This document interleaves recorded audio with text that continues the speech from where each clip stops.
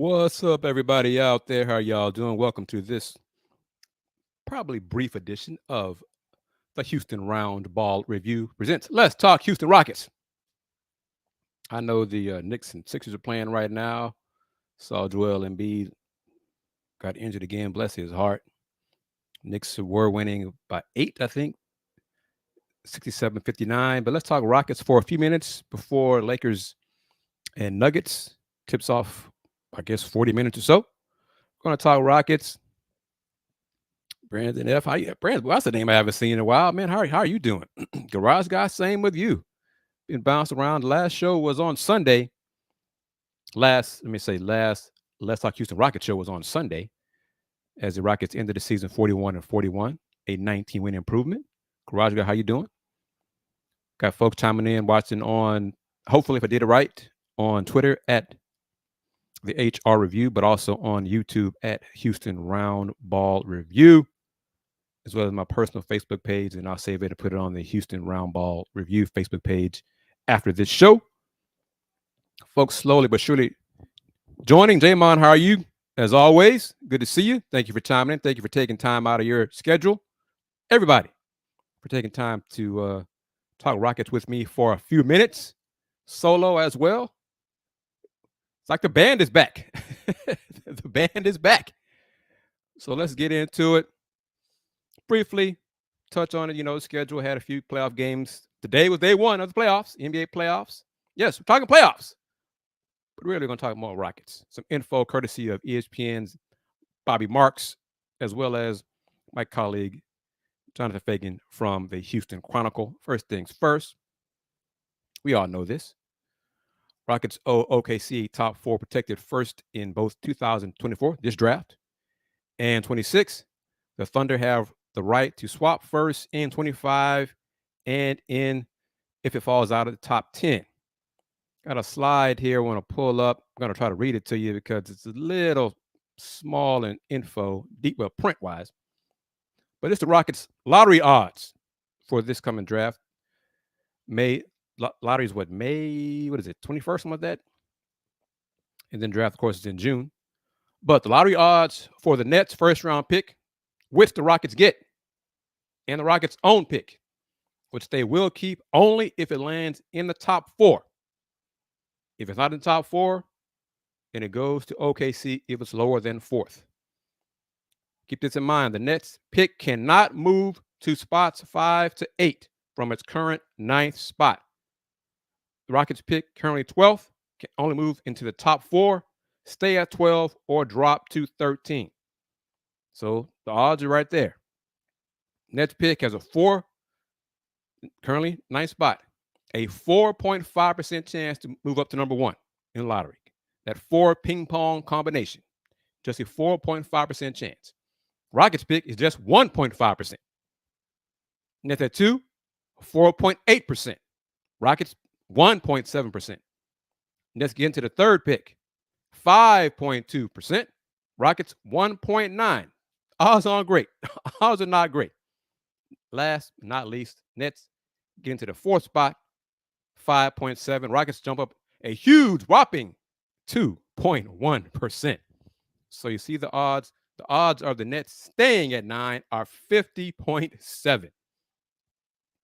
And then falling backwards, going back, 25.9% to 10, 3% to 11, 0.01 to 12. 0.01 to 12. Lottery works like this, kind of off the top of my shiny bald head.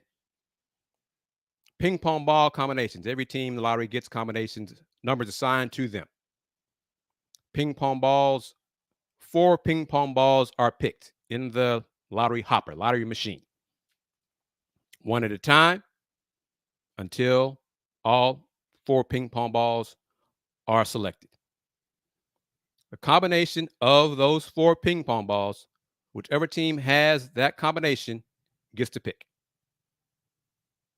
And then it goes on to gets the first pick. And then it goes on next 4 combinations for the second pick.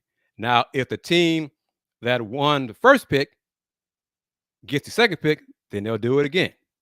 Because you can't, obviously, The same team can have multiple picks unless it's a different draft pick. And then it goes on to the second pick, then the third pick, then the fourth pick. The lottery determines top 4. That's it. All right. So keep that in mind. All right. Let's see. Has Joel Embiid returns against the Knicks, so that's good. With an apparent knee issue, so big fella, all that weight, he just can't get it together. Bless his heart. Bless his heart. But that's how it works combination-wise. J-Mon says Rockets are due for some good luck after not having the number 1 pick the last 3 drafts and losing the Wemby sweepstakes. Y'all think about that? Y'all agree? Y'all concur? We shall see. Some folks say Rockets had the luck way back when. When you're getting Ralph Sampson and Akeem Olajuwon. And Yao Ming, But that's the Rockets lottery combinations. Back to the info here. The Rockets are allowed to trade their own first starting in 2028. The Rockets have 2 unprotected firsts from the Nets this year, as I just discussed, 24 and 26. You also have the right to swap firsts with Brooklyn in 25 and 27. Houston has 5 second-round picks available to trade. And got some details from Fagan that I'll share momentarily. Off-season numbers. Off-season numbers. What do I think about this?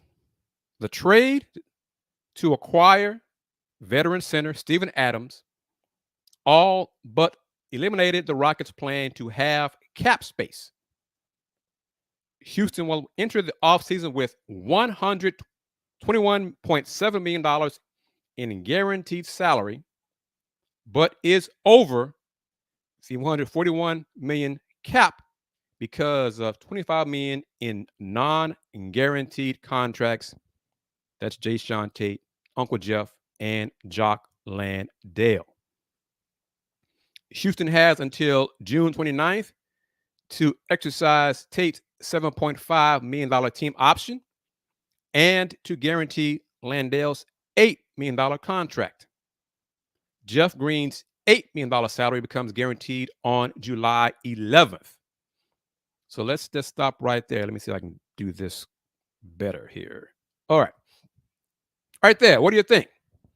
Will the Rockets exercise? Should the Rockets? Do you want the Rockets to exercise their option and bring back Jayshawn Tate at that $7.5 million? Same with Jock Landale and his $8 million. Do y'all want the Rockets to do that? Do y'all want the Rockets to do the same for Uncle Jeff and his $8 million? Keep in mind what Rafael Stone said. Let me see. That's one thing I forgot to do before the show started. It's in a different format, but let me see momentarily if I can play it. Rafael and what he said at the end of season media availability. In terms of roster construction, player acquisition that you go into the offseason saying you need to go get to make that happen? Thank you. We were a competitive team this year, so I don't know that there's like a we need to go get. I'm also not sure that we're at a stage for our team that we're thinking we need to go get. I do think it's very important that all of our players, not just our young players, but that all of our players get better individually. Like that's probably our primary focus.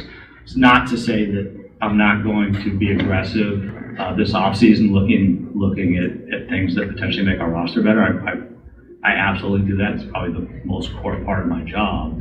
But we're definitely not feeling the pressure of we need X. I think we feel good that we have a well-rounded roster with lots of talented players, and it's a lot of it is on our current players to add to their skill set to get a little bit better. Where do you believe, or what are some of the attributes you would like to add on to this team for this upcoming offseason? Yeah, I mean, I like my team, so I think potentially we're just bringing back everybody that we have, and It doesn't mean we won't look at things, but I don't think we're sitting here today feeling like, oh, we need to go get X at all. I mean, as Ime pointed out, we're very much looking forward to getting Tari back with us. He's an enormous part of what we do. We're ecstatic that we have Steven Adams, and we think he's going to add, a real element to us. So just kind of the guys we have in the locker room today are guys we're excited to bring back. And so, so we'll look at things, but I think it's not, I don't view our roster as we're missing X, we need to go find it. I think, the job is to try and identify really talented basketball players. And if we find somebody who we think on their own merits is very special and it makes sense, we look strongly at that. But it's not, from my perspective, like we have a gaping hole. Yeah, no, I don't think talent's our problem. I think we have a lot of talent. So, and that's really exciting. That doesn't mean that this current group is one we're like, we're going to take for the next 50 years. That would be wonderful, and I would love it if that happened. That tends to not be the case the way the NBA works. But we certainly feel very good about our base of talented players, and all of them at various times have shown glimpses, or more than glimpses, of being guys who can play in big moments in big games and be very successful. And we're excited for it. What are your thoughts on what Rafael Stone said? He likes his team. He doesn't feel really an urgent need to make a move this season. Almost sounds like, without saying it, similar to what the UH men's basketball team is doing. They're going to run it back with the players they have on the 23-24 roster. Run it back, which brings you back to this.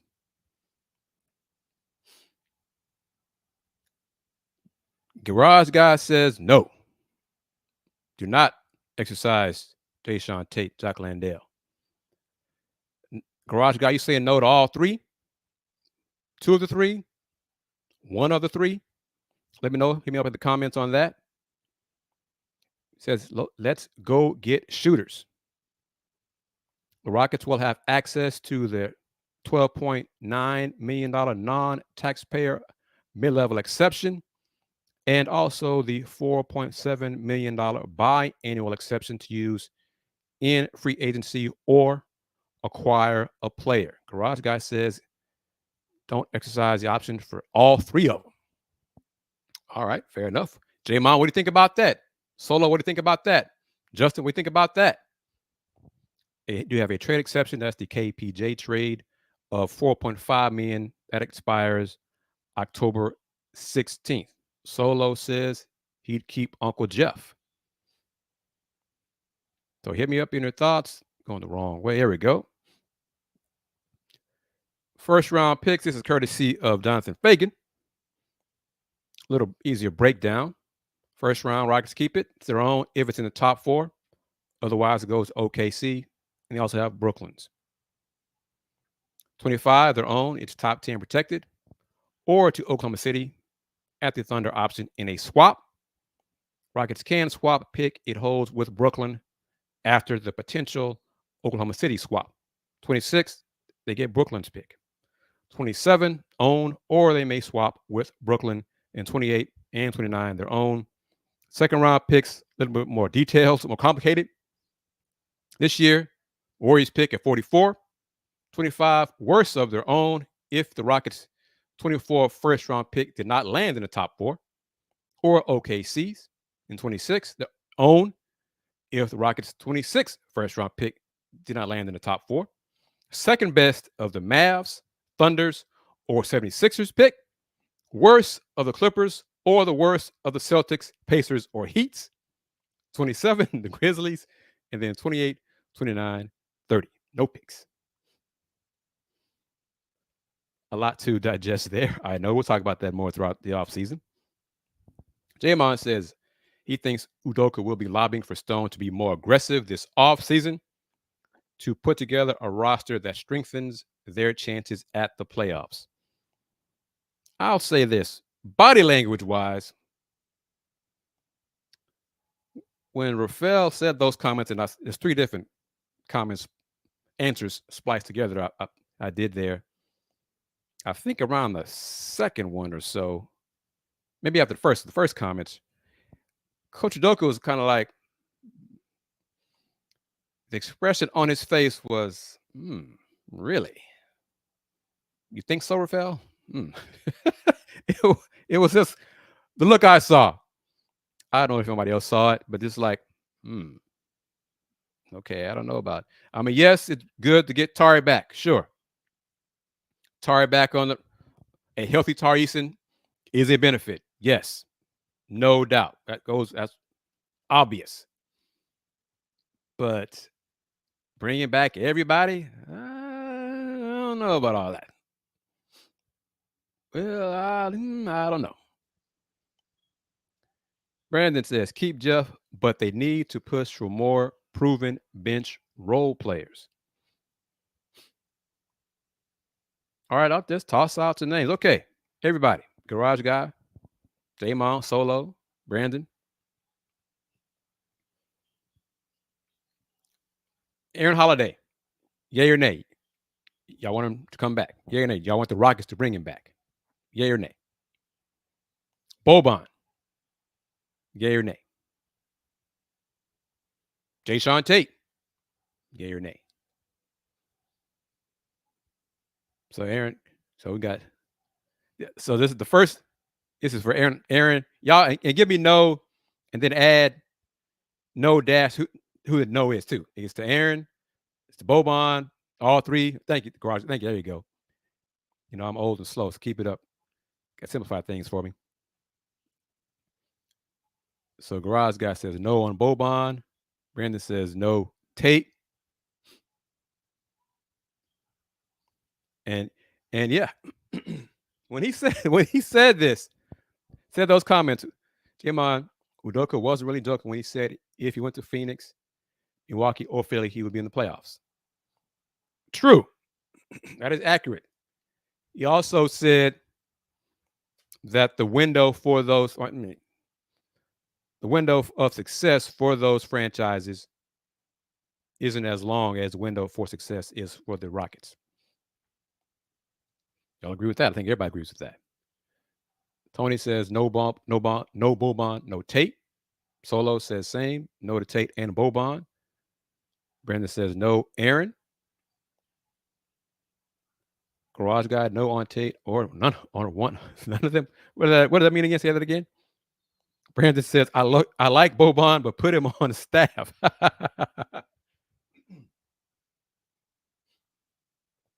Oh. All right. Well, interesting. Boban, I wonder if he will have another role in a movie this summer that he can make a guest appearance in. That would be interesting. All right, let's see. Here, let me go. Let's see. Score of the game. Knicks Sixers, as my phone goes slowly, is Philly gone ahead in the 3. All right, interesting. All right, Garage Guy. I see how you are. Yeah, you want shooters. Okay. Fair enough. Again, if you're chiming in, the numbers kind of grew. Talking about the Rockets off season here. Play it one more time. Bring it up. Info via ESPN's Bobby Marks. The Rockets have until June 29th to exercise Jayshawn Tate's $7.5 million team option and also guarantee Jock Landale's $8 million contract. Jeff Green's $8 million salary becomes guaranteed on July 11th. That's part of the discussion right now, what the Rockets should do with those 3 players, as also what I want the Rockets to do with Aaron Holiday. I saw a few minutes ago, who was it? Someone said, Brandon F. said Tari, may need to start over Dillon. In due time, I think it's inevitable as long as Dillon's here, because, I'm not sure how long. I don't think Dillon will be here all 4 years of his contract over the 3, an option, whatever.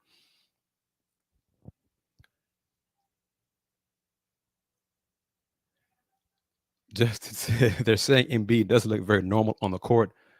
Somebody that big doesn't need to be doing crazy dunks with that knee. Yeah, read about that. Brandon said he restructured Brooks' deal.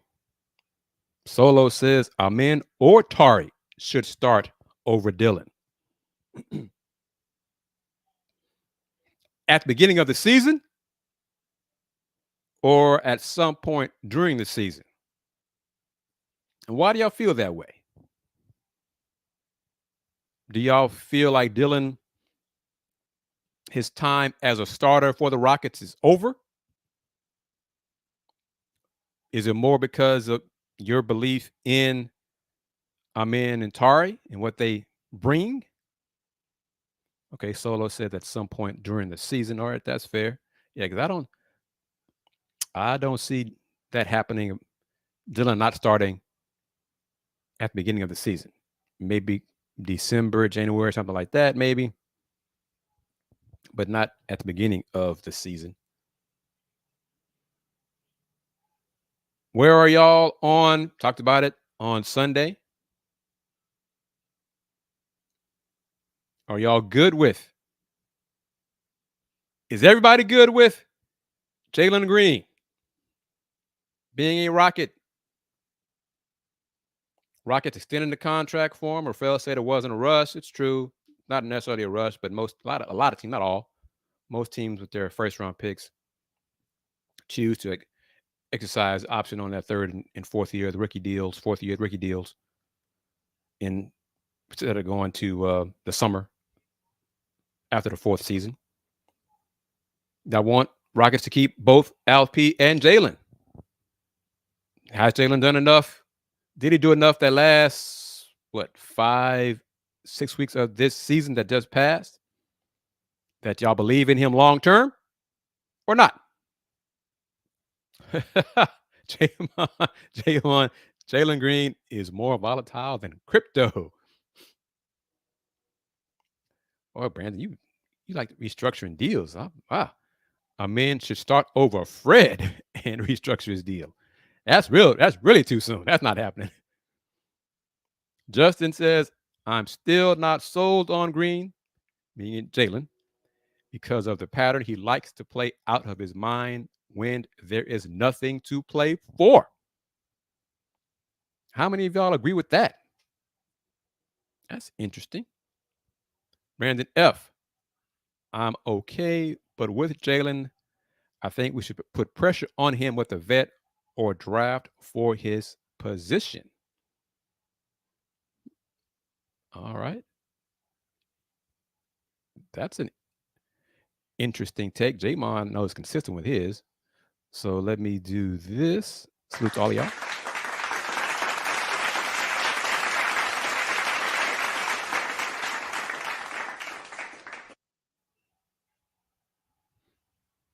But yeah, let's deal with this a little bit more. I mean, well, I guess this Jamon's comment here kind of does jibe with Justin's. Jalen likes to play out of his mind when there is nothing to play for. All right, well, Justin, kind of toward the end of the season, the Rockets were playing. The winning streak put them in a position to contend for that 10th spot in the play-in. So they were playing for something. Then they had that week from hell, and the veteran squad that they faced. Yeah, y'all are not ready for this just yet.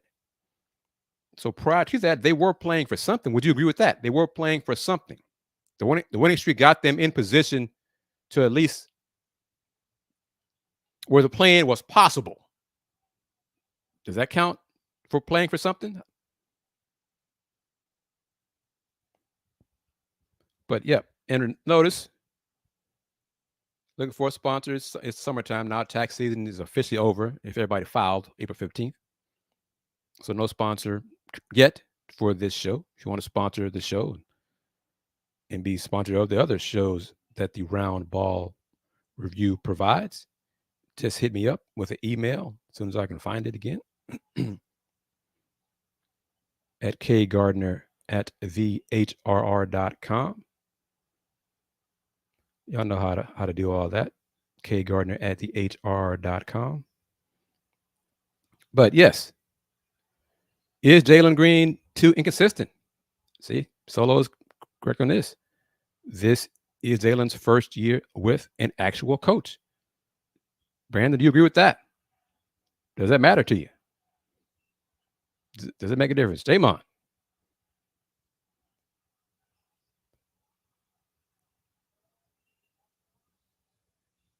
Justin says, just seems like towards the end of seasons is when Jalen likes to play well and hard. That's why Ime said he wants Jalen to do that. He did say that too in the beginning of the season. Yep. Imagine how good Jalen would have been with Ime as a coach in year one. Brandon says, yes, he does agree with the inconsistency.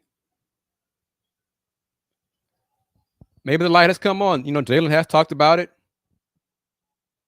He said he knows he has to do. He's gotten better on defense. He's has to be more consistent. He knows he has to be more of a well-rounded player.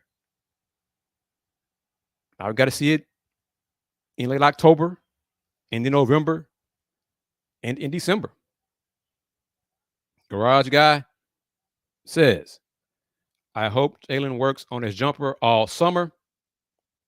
Make a move at trade deadline if he's still inconsistent.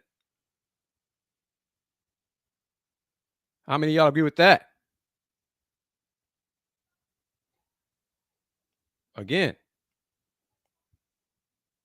if Jalen is still consistent prior to the deadline in February, should the Rockets move on from Jalen?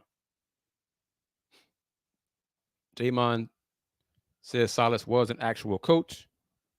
Rockets were tanking, and he had to coach a G League team. Good players bail out bad coaching, not the other way around. Brandon, I think, disagrees. He thinks it's unfair to expect Jalen to be on this level early in this past season.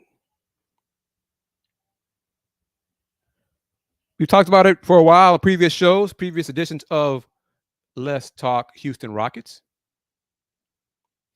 Is Jalen Green now a face of the franchise? Who is the face of the franchise? Is it Al P? Is it Cam? Is it Jalen? Is it Amin? Right now, it's Fred, right? Right now, would y'all say it's Fred? Or who would y'all say is the face of the franchise? Hit me up in the comments on that one. Who would you say, who is the face of the Rockets franchise?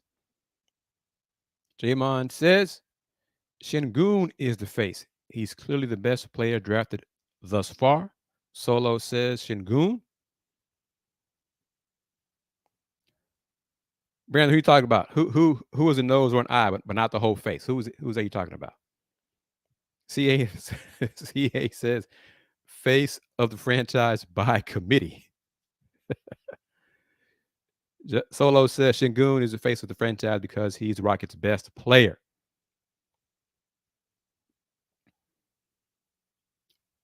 Oh, okay. So Brandon says Jalen is maybe a nose or an eye, but not the whole face of the franchise. All right. Justin says he thinks they should keep Jalen for now and see if this new Jalen can mesh with Şengün. Brandon said Jalen's the face of the franchise. Tony says Jalen now, but Cam's coming soon.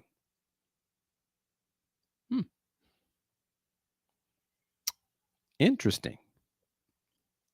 Jalen got a more positive answers than I thought he would. All right. But I do, as I said on Sunday, I do believe the Rockets, in my opinion, should wait to see how, if this new Jalen is the Jalen with Şengün, how they mesh in October, November, and December. If not, then at that point, look at entertaining trade offers for them by the February deadline. We shall see. Kicked around part of the discussion before Coach Udoka and GM Rafael Stone began talking to the media on Tuesday was, who are the Rockets going to be better than in the West next year? The West is still tough. Who will the Rockets bump to make the play-in?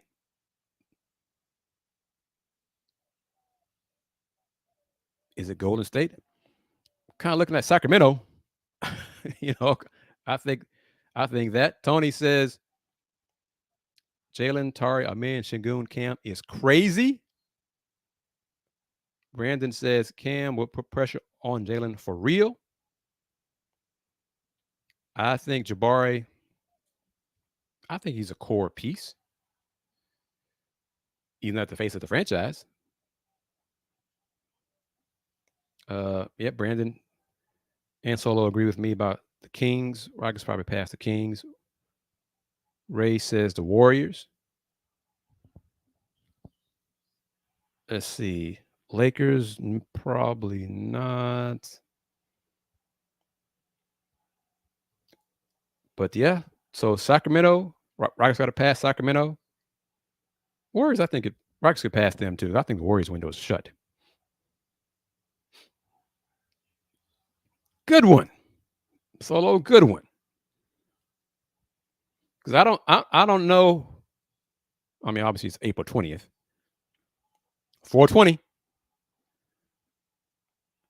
How will the Suns improve their bench?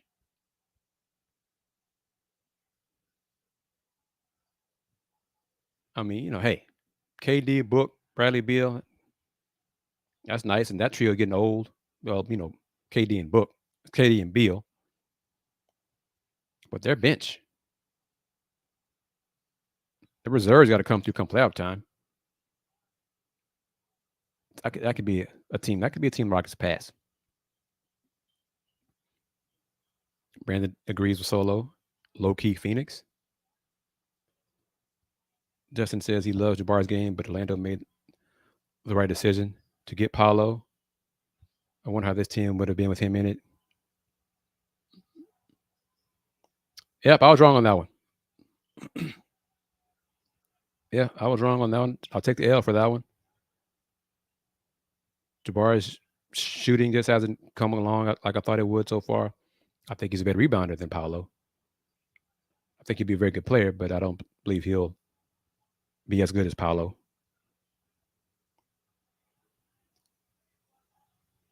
Yes, the Suns are not getting younger, and they just don't have good defensive players. As Ant-Man proved today in game 1.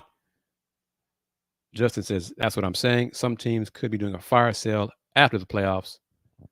Rockets need to be ready to scoop someone up. All right. Let's go with those 3 teams.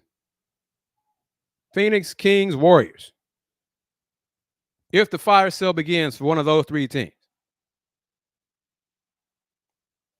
Rafael comes calling, or one of those 3 teams come calling to Rafael.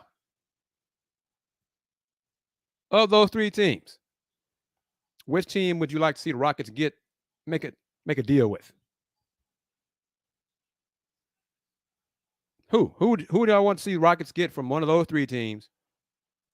If those teams say, yeah, our window's closed, it was brief, Sacramento's case, it's just we got to make a change.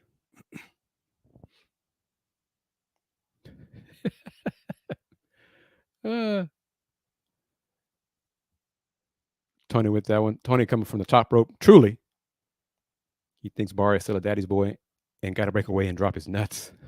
Ouch. That's Tony right there with that one. That's Tony. Justin says, would you, maybe even the Celtics? It seems like the Rockets were interested in Jalen Brown. I think there still is interest there. No. I think KD's too old. I think so. I think the window, Rockets window is long. Rockets aren't ready for.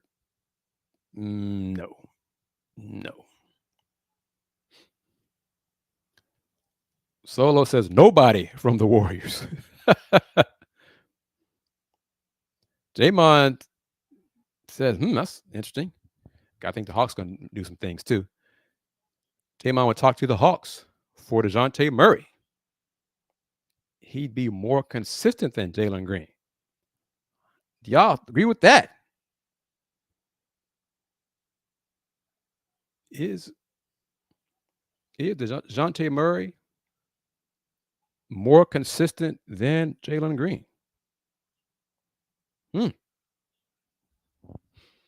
All right, that's interesting there. Interesting. All right.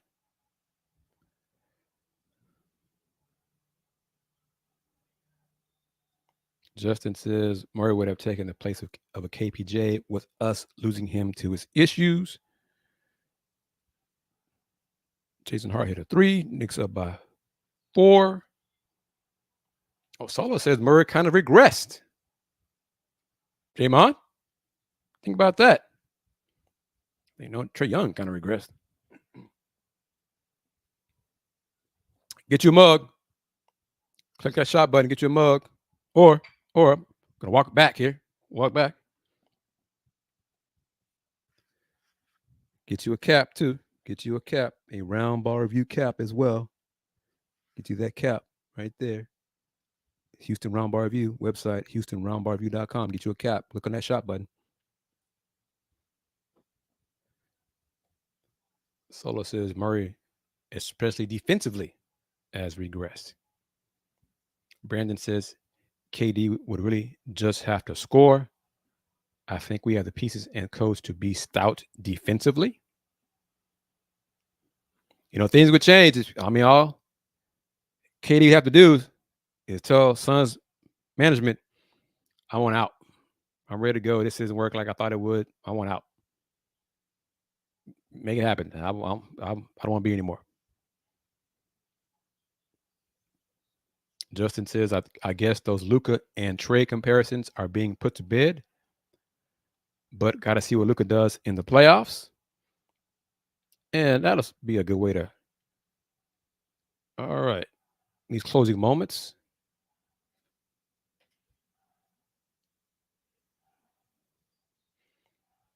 Boston, Miami.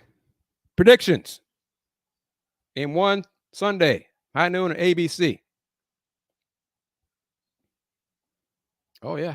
You know, that's kind of why I said it. KD, he does kind of run. Jamon says Cat could be available, you know. Yep. Brandon says he will be willing to bet KD. Don't say bet. Don't say bet. Poor Jonte Murray. Porter, excuse me, Jonte Porter. Be better on this team than Phoenix. Solo says Celtics sweep. Next, going on right now, game 1, Sixers, Knicks. Predictions on that. You know, Embiid, if Embiid were healthy, and I'd pick Philly. But, hey, I don't know now. Then, Bucks, Pacers. Pacers? Who knows with Giannis? Let me go. Justin says, let me go back here. Because, well, do we even know if Jimmy's how serious that the MCL injury is? Because of Butler's grit, it won't be a sweep.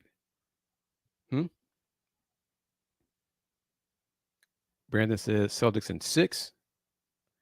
That heat culture is real, though. That heat culture is real. No doubt. Eric Spoelstra is a hell of a coach. Solo says Knicks in 5. Brandon says Philly in 6. And then the next one, Brandon says Bucks in 6. All depends on Giannis, really. Jamon says rooting for the Pacers, but it'd be funny if the Bucks lost in the first round. Doc Rivers. Solo says Bucks in 7. Game 1 of Orlando Cavs. Cavs won today. Orlando's other players didn't step up. Paolo had 24, I think, in game 1.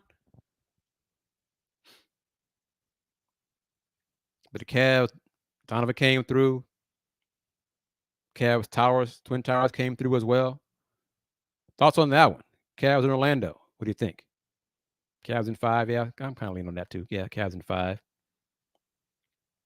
Then game is going to start. Game 1 starting momentarily, most likely. You think Orlando's going to win 3 times, Brandon? I mean, yeah, Orlando going to win 3 games in this series? I don't see that. This is true. My colleague Willie Gibson says no, that won't happen. But yeah, I just don't see Orlando winning 3 times in this series. 2 tops, but hey, I've been wrong before. But in the West, first up, how about this one? OKC, 1 seed, Pels, 8 seed. How many for the Pels? How many wins for the Pels in that series? 4 minutes left. Game 1, Knicks up 4, 96-92 over Philly. Justin and Jamon say OKC in 6. Yeah, I'd say 5 or 6. Yeah. Okay, fair. He doesn't think Cleveland's that much better than Orlando. All right, that's fair, but 3 times, I don't know. Denver Lakers. How many wins for the Lakers? How many? Game 1's tonight. Should be starting within the next few minutes. How many wins? Nuggets win the series, right? Anybody picking the Lakers win this series? Anybody? Is there one? Is there one? And then, of course, game 1 earlier today, Minnesota 3, Phoenix 6 seed. Minnesota won by 25, scored 120 on Phoenix today.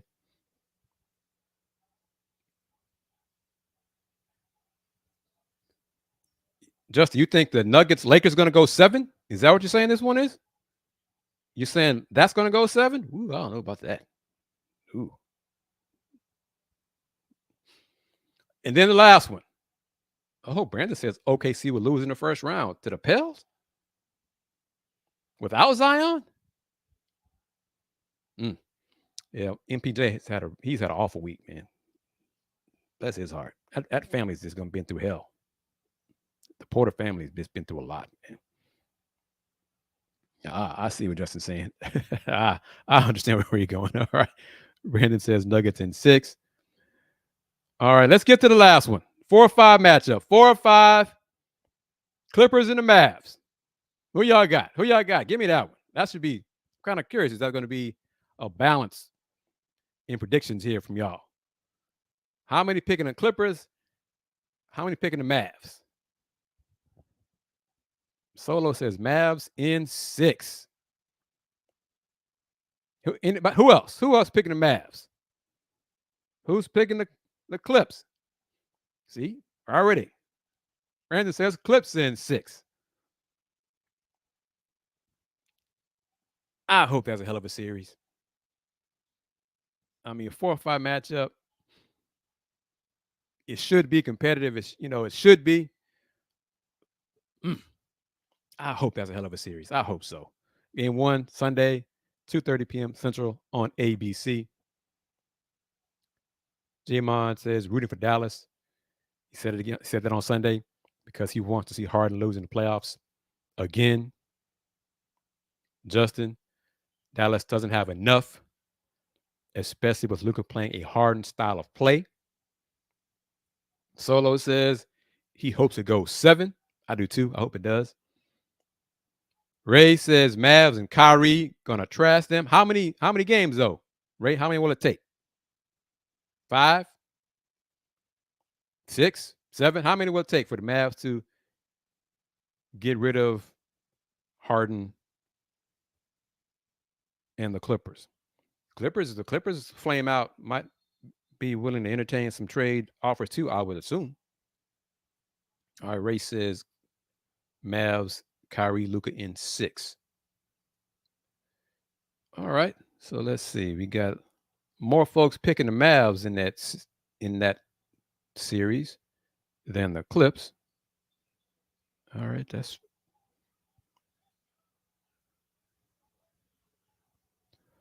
all right.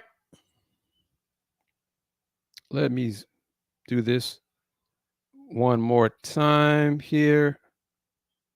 Reminder of the Rockets off-season.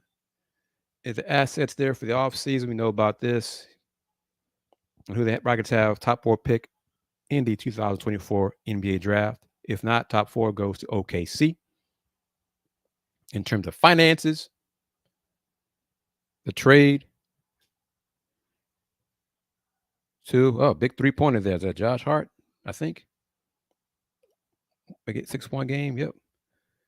The trade to acquire vet center Steve Adams all but eliminated the Rockets' plan to have cap space. Rockets will enter the offseason with $121.7 million in guaranteed salary, but it's over the $141 million cap because of $25 million in non-guaranteed contracts of Jayshawn Tate, Jeff Green, and Jock Landale. About this, Kawhi is not 100% legit. I was kind of surprised that Team USA picked Kawhi because of his nagging injuries, because of his injury concerns. So they might have to change that because, pick somebody who's healthy unless they just want Kawhi to be the 12th player and in case of emergency, kind of break glass kind of thing. But I don't know about that. Well, maybe if they lose in the first round, he'll have time to get healthy and be ready for the Olympics. Maybe that was their thought process.